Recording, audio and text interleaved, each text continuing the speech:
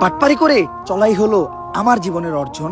তাই তো নতুন ধান্দা নিয়ে এসেছি, বাইক বেচার গর্জন। 100 টাকা করে দিবেন যারা, বাইক পাবেন তারা। শেষ পর্যন্ত বাইক তো পাবেনই না, খাবেন উল্টা মারা। লোক দেখানোর জন্যই বলছি শুধু, যাবে এই টাকা মানবতার কাজে। মানবতার কথা বলেই আমার মতো অনেক মাদারবোট এই সমাজে সাধু সাজে। পাবলিককে ভোদাই বানিয়ে ধান্দা করার গর্জন, পৃষ্ঠা নাম্বার চুদলিং পং।